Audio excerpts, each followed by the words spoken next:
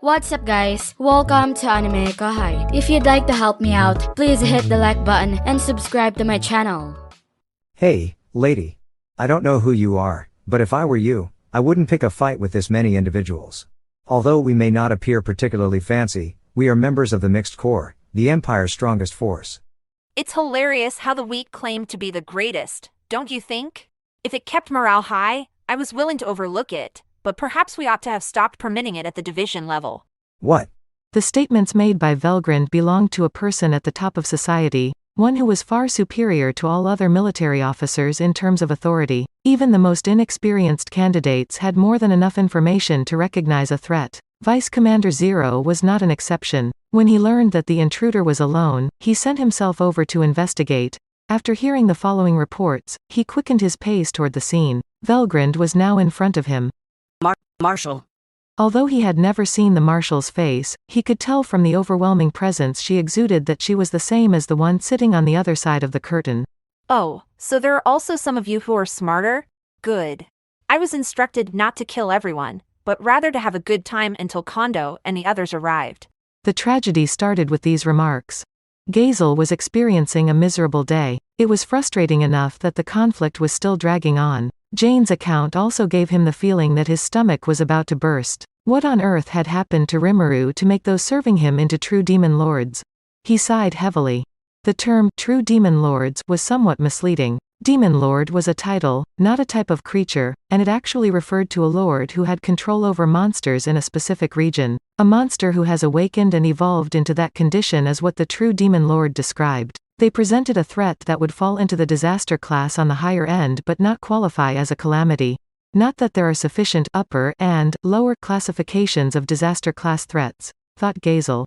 There were currently only 8 known examples of the disaster class, which was basically exclusive to demon lords. However, Rimuru now had subordinates who were at least as strong as those elite threats. The heroic king had a headache just thinking about it. Gazel complained about it in a letter to Elmesia that he sent at the moment. He made the decision to let her experience some of the pain because he couldn't bear to be the only one going through it. Along with that, his government chose to keep watching Rimuru and his group until new issues arose. He was aware that all they could do was send the ball down the road, but they had no other options. There would be a war to ensure the survival of mankind if further problems ever arose. I sincerely do not want that. Gazel groaned. However, the bad news kept arriving. Your Majesty, there is urgent news. The Mixed Corps is now on the move. They are involved in combat with an unidentified foe. Gazel detected a panic that was unusual for his dark agents even though the voice was calm. He quickly sent out a message to gather Dolph and the rest of his advisors before more information arrived. A short while later. There's no question about it. Nobody on the average can defeat that foe. It is a beast, an unfathomable monster that is capable of defeating demon lords. A true dragon? Yeah. I've never seen anything like it before. There is no question about her identity as Velgrund despite the fact that she assumed a human form. Gazel was on a magical call to Admiral Paladin Vaughn, the Dwargon military's top leader, who was presently posted by the East City. In order for everyone to understand the situation, he had him transmit visuals. Gazel was all too aware that the worst-case scenario always occurs when you least anticipate it. The heavens were ablaze. A lady, a cold beauty, lay surrounded by scores of strong soldiers who had fallen in battle. All who witnessed the flames were in wonder at them because they were both captivating and ferocious. The real terror, however, didn't surface until later. Gazel and his crew were being observed by Velgrund, who could be seen through the surveillance crystal ball. At first, he assumed it was an accident, but as soon as he did, the crystal ball broke. She was keeping an eye on us, too. I find it hard to comprehend. How is that even conceivable? You must be joking. How far are we from that location, in your opinion? It's the reality. It's amazing to see her having an effect on the magic's destination as well. She must have sensed the magic and been able to identify the caster. Neither I nor any other person could do it. Gazel kept quiet while he listened to his advisors. This indicated that they were working with an adversary. And who? Although he was unable to hear her, it appeared as though she was saying, "Don't spy on me," in his ear. A true dragon? True beast, more or less. Gazel now understood the true meaning of the term, strongest. He was aware of the reports suggesting a link between Velgrund and the Empire. They had no means to verify them, but he had mentally run through many possible scenarios to ensure that they could withstand an assault.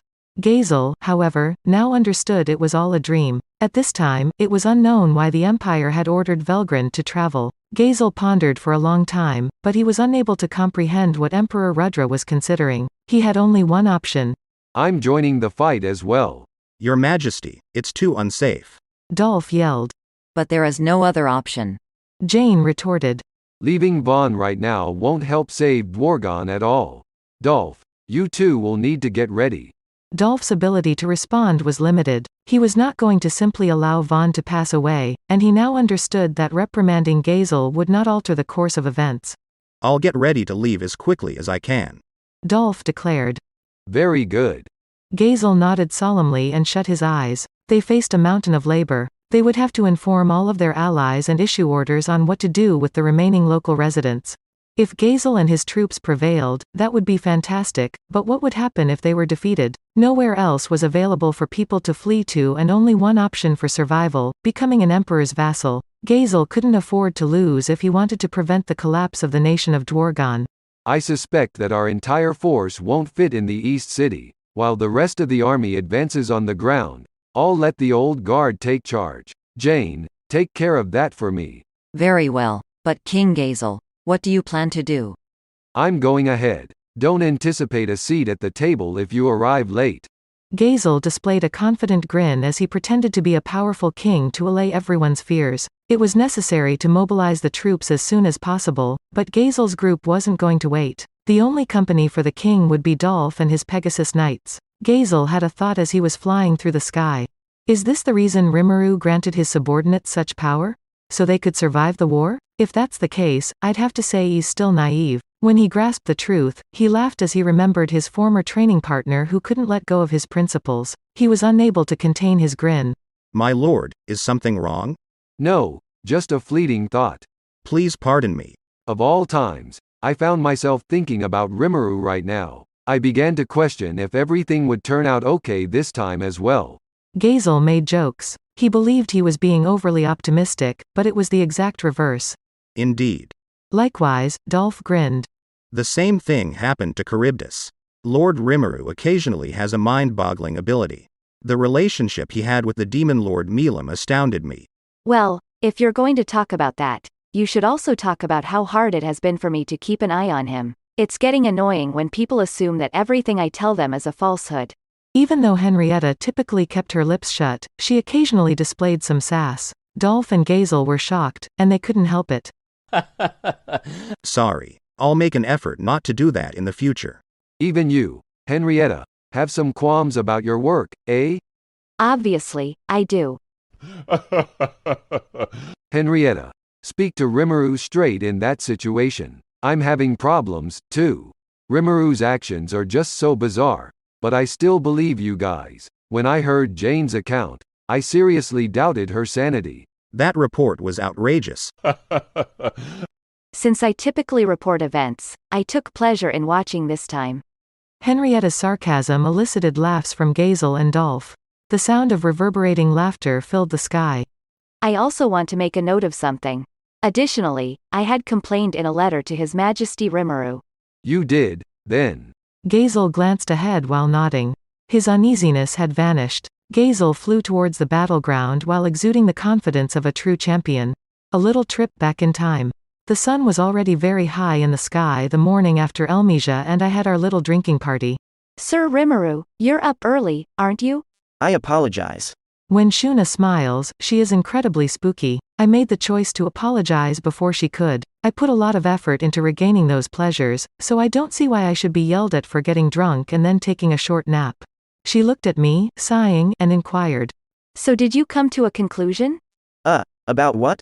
You were also concerned about it last night, weren't you? I'm not the only one who is concerned that you're going to act rashly once more. I couldn't help but feel a little uneasy when she said that. Stay calm. I'm not acting hastily in this situation. If it doesn't work out, I'll run, then yell at Guy and demand that he take action. But first, I had to give it a shot.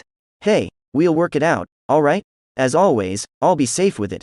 Shuna's worried look persisted despite my upbeat response. With her special ability as a parser and all, it's challenging to trick her, or perhaps it was too apparent to even call for that. I really didn't want to do anything risky, you understand. I was putting safety first, but we had no clue how strong our adversary was.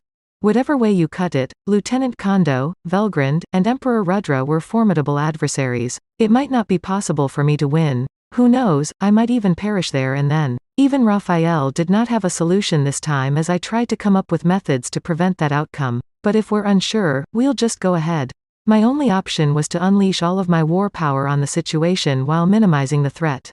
And so, You know, I thought a lot about who I would bring with me. I'll only be sending my A squad this time. I'm sorry to say this, but I think you'll just slow us down if you're not strong enough to help.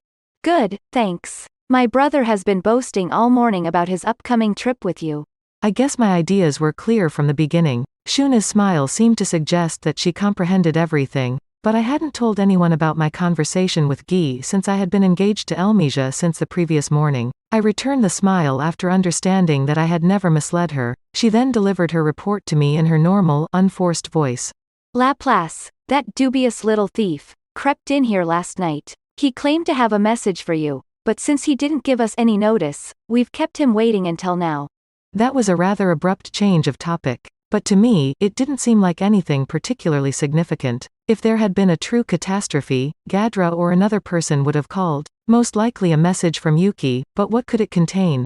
Even though I'm not crazy about the idea, I suppose I'll see him. I'd much rather shoo him away, but he's kind of an ally. I'll direct him to the receiving area. It appeared that Shuna did not like Laplace either. She wasn't usually so forthright about her likes and dislikes, but it was obvious that she didn't like those entertainers, which was unusual for her. She probably wouldn't be able to genuinely forget Laplace and his men for destroying the ogre's ancestral home. Despite the fact that we were friends, I would need to remember that. I asked Shuna to call all the awake cabinet staff members into our meeting room while I spoke with Laplace. I had a lot on my mind, but once our conflict with the Empire was over, I could worry about everything. I made the decision to start by addressing the immediate issue after banishing all doubt from my thoughts. That's it for this video, guys. Thank you for always watching my videos and supporting my channel.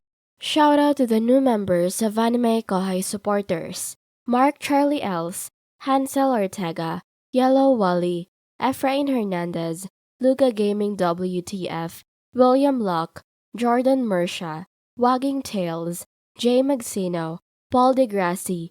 Thank you so much for helping out. I'll see you guys in the next video.